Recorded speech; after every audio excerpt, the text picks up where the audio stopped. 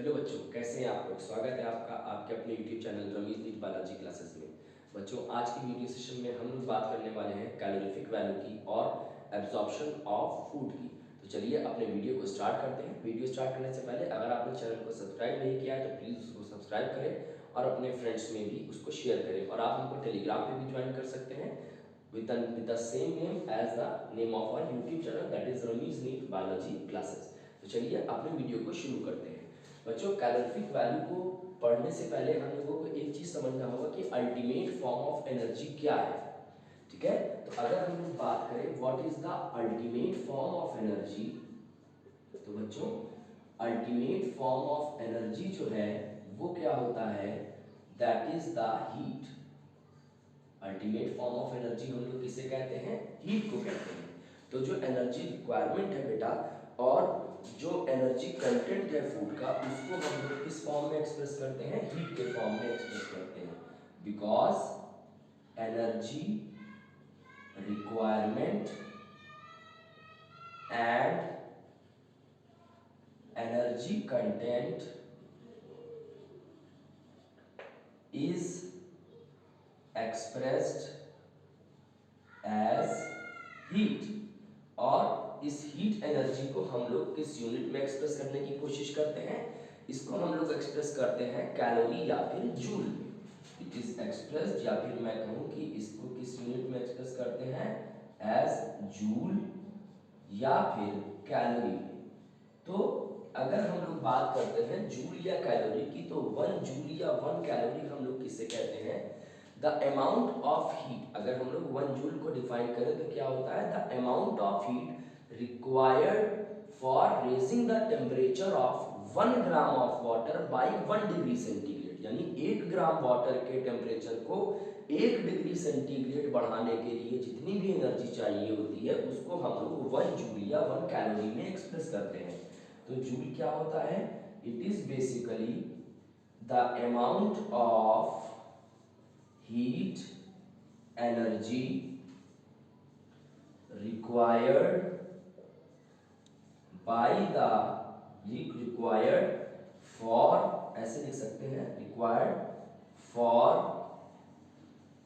raising the temperature of 1 gram of water by 1 degree centigrade.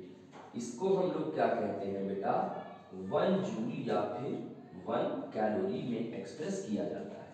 अगर बात करें physiological level पर, तो फिजियोलॉजिस्ट जो है यानी जो लोग फिजियोलॉजी की स्टडी करते हैं, तो फिजियोलॉजिस्ट इसको बेटा किलो कैलोरी या फिर किलो जूल में एक्सप्रेस करते हैं। तो 1 किलो कैलोरी या किलो जूल को कैसे डिफाइन करेंगे हम लोग, तो जब हम लोग 1 कैलोरी ले रहे थे तो 1 ग्राम वाटर ले रहे थे, उसके टेम्परेचर को 1 डिग्री बढ़ाने में जो हीट लग रही थी।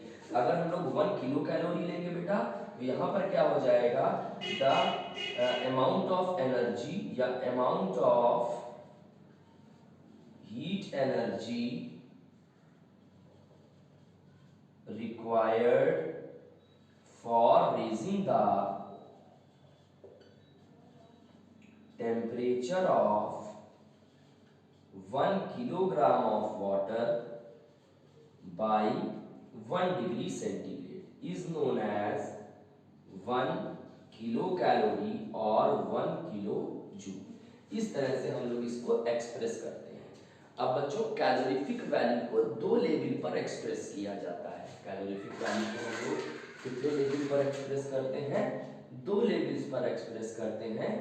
एक होता है ग्रॉस कैलोरीफिक वैल्यू और दूसरा होता है physiologic value. One is our gross calorific value and the other is our physiologic value. Gross calorific value क्या होती है, ये बेटा वो अमाउंट ऑफ हीट है या वो एनर्जी जो 1 ग्राम फूड को जलाने में निकलती है, यानी कि कंबशन में निकलती है, किसमें, एक मेटालिक चैम्बर जिसके अंदर ऑक्सीजन भरा हुआ है उसके अंदर। ठीक है, इस अमाउंट ऑफ एनर्जी को हम लोग ग्रॉस कैलोरीफिक वैल्यू कहते हैं। यानी what is the gross calorific value, तो ये किसमें निकाली जाती है, बॉम्ब कैलोरी मीटर में। Bomb calorie meter. Bomb calorimeter है क्या बेटा? It is basically a metallic chamber. ये मेटल का बना हुआ चैम्बर है जिसके अंदर क्या भरा हुआ है? Which is filled with oxygen. ठीक है, तो मेटेलिक चैम्बर जिसके अंदर ऑक्सीजन भरा है उसको हम लोग बॉम्ब कैलोरीमीटर कहते हैं। यहां पर 1 ग्राम फूड को, यहां पर 1 ग्राम फूड के कंबशन में जो एनर्जी निकलती है वो हम लोग क्या कहते हैं? उसको ग्रॉस कैलोरीफिक वैल्यू कहते हैं। अब ग्रॉस कैलोरीफिक वैल्यू की अगर बात करें बेटा, तो कार्बोहाइड्रेट, प्रोटीन्स और लिपिड यानी कि फैट की ग्रॉस कैलोरीफिक वैल्यू क्या होती है? कार्बोहाइड्रेट की ग्रॉस कैलोरीफिक वैल्यू होती है 4.1 किलो कैलोरी पर ग्राम। प्रोटीन की होती है बेटा 5.65 किलो कैलोरी पर ग्राम। और यहां पर अगर बात करें फैट की, तो ये क्या हो जाएगी? 9.45 किलो कैलोरी पर ग्राम। तो इस तरह से हम लोग ने क्या देखा बेटा? ग्रॉस कैलोरीफिक वैल्यू देखी किसकी? कार्बोहाइड्रेट्स की, प्रोटीन की और फैट की। अभी तो ये बॉम्ब कैलोरीमीटर में है, लेकिन एक्चुअल में जब बॉडी में इतने ही फूड का कंबशन होता है, 1 ग्राम फूड का कंबशन जब हमारी बॉडी के अंदर होता है, तब जो हीट निकलती है उसको हम लोग क्या कहते हैं? फिजियोलॉजिक वैल्यू कहते हैं। और बच्चों फिजियोलॉजिक वैल्यू की बात करें तो फिजियोलॉजिक वैल्यू कार्बोहाइड्रेट की कितनी है? 4 किलो कैलोरी पर ग्राम। प्रोटीन्स की कितनी है? इसकी भी सेम है, दैट इज 4 किलो कैलोरी पर ग्राम।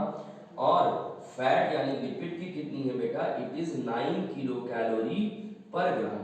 तो एक बायोमॉलिक्यूल में, लिपिड में हम लोग एक क्वेश्चन भी या एक टर्म भी पढ़ते हैं कि जो लिपिड होता है वो कार्बोहाइड्रेट की तुलना में डबल से ज्यादा एनर्जी देता है। तो आप देख सकते हैं कार्बन लिपिड जो है यानी फैट जो है कार्बोहाइड्रेट की तुलना में मोर देन डबल एनर्जी देता है। तो अगर आप ग्रॉस कैलोरीफिक वैल्यू देखें तो कार्बोहाइड्रेट की 4.1 है, तो इसकी डबल करेंगे तो 8.2, तो फैट की अभी भी 9.45 यानी मोर देन डबल हो गई। और फिजियोलॉजिक वैल्यू देखेंगे तो कार्बोहाइड्रेट की 4 है, फैट की 9 है, तो कार्बोहाइड्रेट का डबल करेंगे यानी 4 का डबल करेंगे तो 8 और इसका 9 है। तो हम लोग ने ये देखा कि ये बात इंपॉर्टेंट भी है, तो हम लोग इसको लिख भी लेते हैं यहाँ पर कि फैट या lipids provides more than double energy as compared to the, किसकी तुलना में? As compare to the lipids की, sorry, as compare to the carbohydrates की तुलना में। तो ये पॉइंट बायोमॉलिक्यूल का होता है जो बड़ा इंपॉर्टेंट है। तो ये हम लोग ने देखा जो येलो बॉक्स में, उससे भी क्वेश्चन आ सकता है। अब बच्चों आगे बढ़ते हैं और हम लोग समझने की कोशिश करते हैं किसको? एब्जॉर्प्शन ऑफ फूड को। तो देखिए एब्जॉर्प्शन क्या होता है, समझते हैं।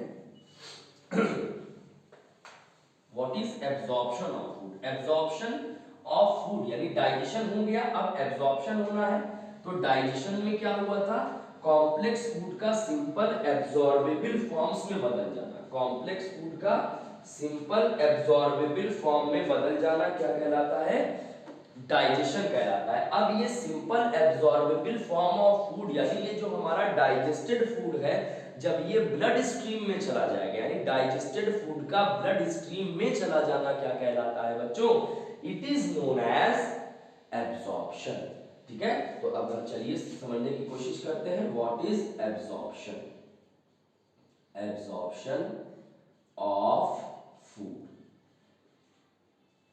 देखिए एब्जॉर्प्शन ऑफ फूड की अगर बात करें तो हमने अभी क्या पढ़ा कि कॉम्प्लेक्स फूड था। ठीक है, कॉम्प्लेक्स फूड था हमारे पास। ये कॉम्प्लेक्स फूड किस में बदल जाएगा? सिंपल एब्जॉर्बेबल फॉर्म्स में बदल गया।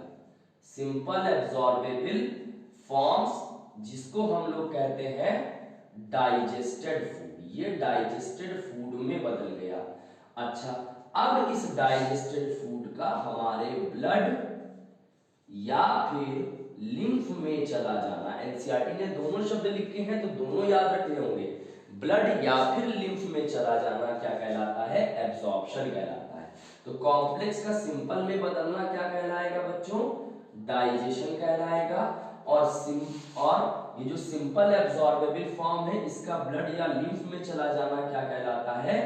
एब्जॉर्प्शन कहलाता है। It is known as absorption of food. अब एब्जॉर्प्शन की अगर बात करते हैं तो एब्जॉर्प्शन जो होता है बेटा ये एक्टिव भी हो सकता है और पैसिव भी हो सकता है। Either it could be active और इट कुड बी पैसिव, या फिर ये फैसिलिटेटेड डिफ्यूजन जो खुद एक अपने आप में पैसिव प्रोसेस है,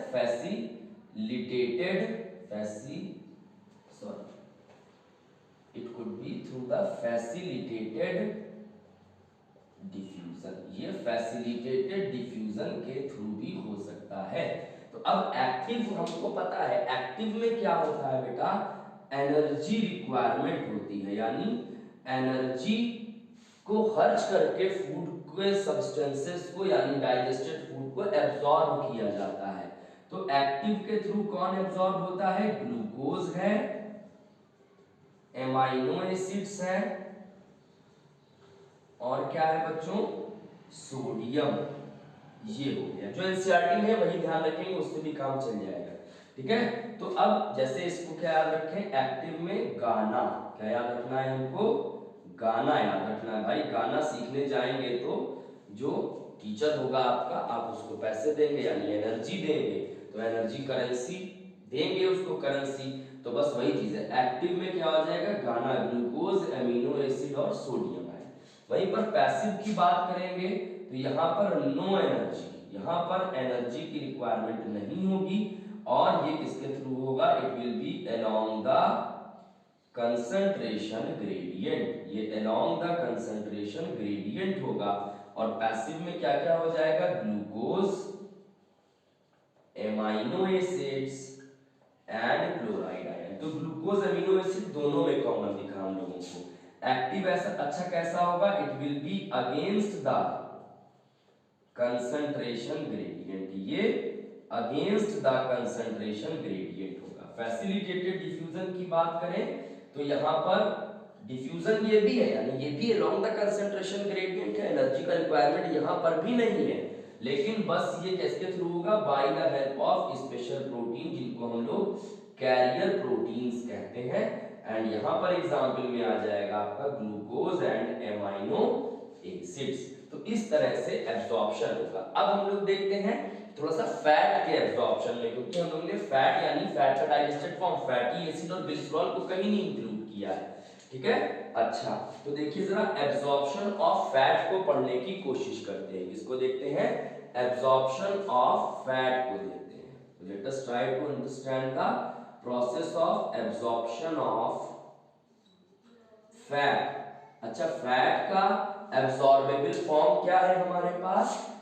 the absorbable form of fat is fatty acids and glycerol. Fatty acid और ग्लिसरॉल है, ये डायरेक्टली एब्जॉर्ब नहीं हो सकते, they can not be absorbed directly. ये डायरेक्टली बेटा हम लोग ब्लड में नहीं भेज सकते हैं, तो इनको बदल दिया जाता है किसमें?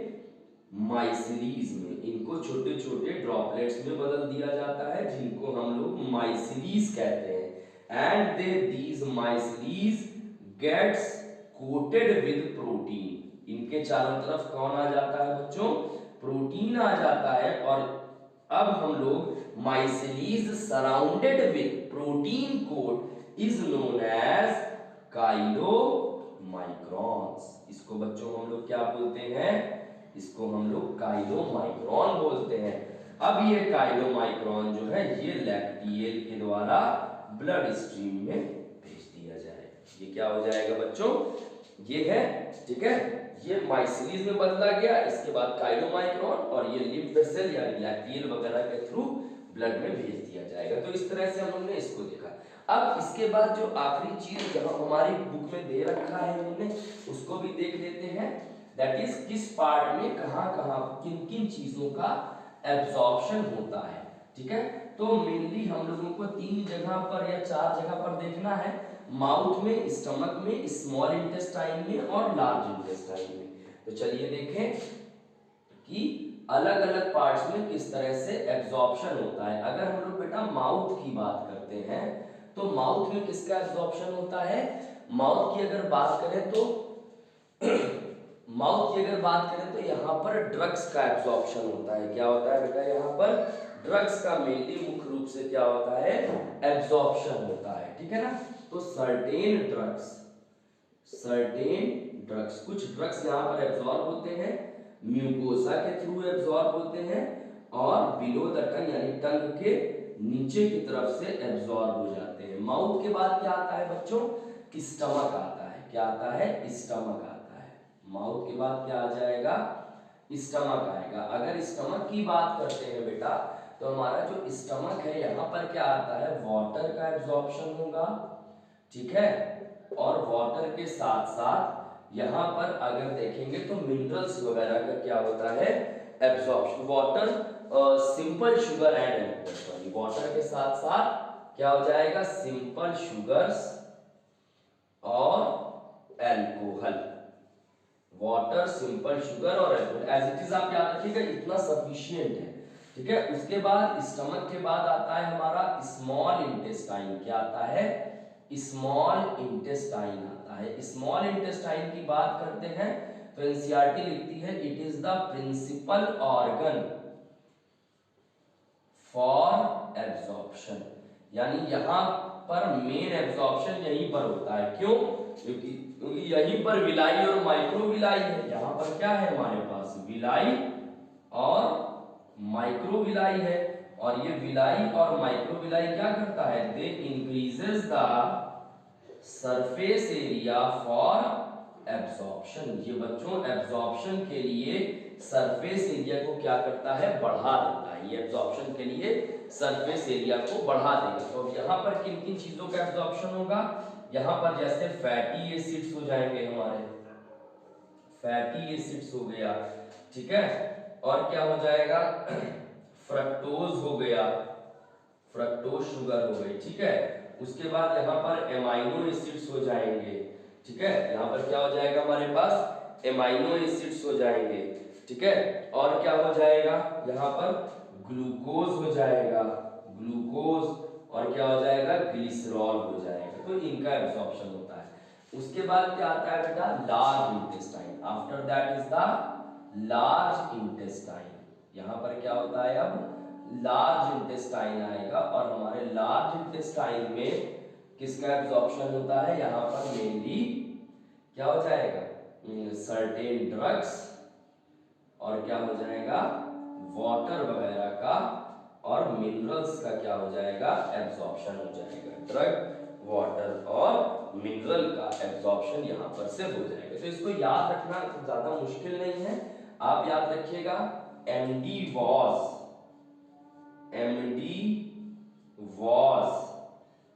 fag square, MD was fag square DMW। क्या याद रखेंगे? MD was fag square DMW। क्या याद रखना है? MD was fag square DMW। M से क्या हो जाएगा हमारे पास? माउथ हो जाएगा। D से क्या हो जाएगा? ड्रग्स हो जाएंगे। वॉश से वाटर, ए से एल्कोहल, ठीक है, और एस से सिंपल शुगर्स हो जाएंगी। ठीक है? और ये किस में आ जाएगा भाई? माउथ है, माउथ के बाद क्या आता है? स्टमक आता है, तो ये स्टमक में आ जाएगा दूसरा। फैग स्क्वायर यानी एफ भी दो है, ए भी दो है, जी भी दो है। एफ से क्या हो जाएगा? Fatty acid, fructose, fatty acid और फ्रक्टोज हो जाएगा बेटा। ठीक है? A square, A for amino, A for acid, G square glycerol and glucose, तो फैग स्क्वायर हो गया।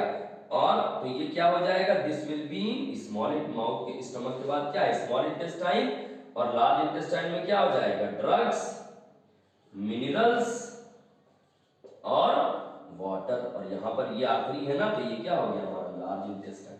आई होप इतनी बात आपको समझ में आ गई होगी। तो इस तरह से बच्चों हम लोग ने किसको कंप्लीट कर लिया, एब्जॉर्प्शन ऑफ फूड को कंप्लीट कर लिया। और नेक्स्ट वीडियो में हम लोग क्या करते हैं, फिर हम लोग एसिमिलेशन, एसिमिलेशन में अच्छा देख लीजिए जरा सा, एसिमिलेशन में ये ब्लड से निकल करके टिश्यू में चला जाना क्या कहलाता है, एसिमिलेशन। और उसके बाद क्या हो जाएगा बेटा, डेफिकेशन। तो डेफिकेशन की मैकेनिज्म को हम लोग नेक्स्ट वीडियो में देखेंगे। और उसी वीडियो में हम लोग किसको देखने की कोशिश करेंगे, डिसऑर्डर्स या diseases that are related to the elementary canal या फिर हमारा डाइजेस्टिव सिस्टम। तो आपको वीडियो कैसा लगा हमको कमेंट बॉक्स में जरूर बताएं, और वीडियो को प्लीज शेयर बहुत ज्यादा करिए, और चैनल को सब्सक्राइब कीजिए। आप हमको टेलीग्राम पे भी इसी नाम से फॉलो कर सकते हैं, रमीज दीप बालाजी क्लासेस। वहां पर आपको नोट्स और असाइनमेंट्स रेगुलर बेसिस पे मिलते रहेंगे। Thank you.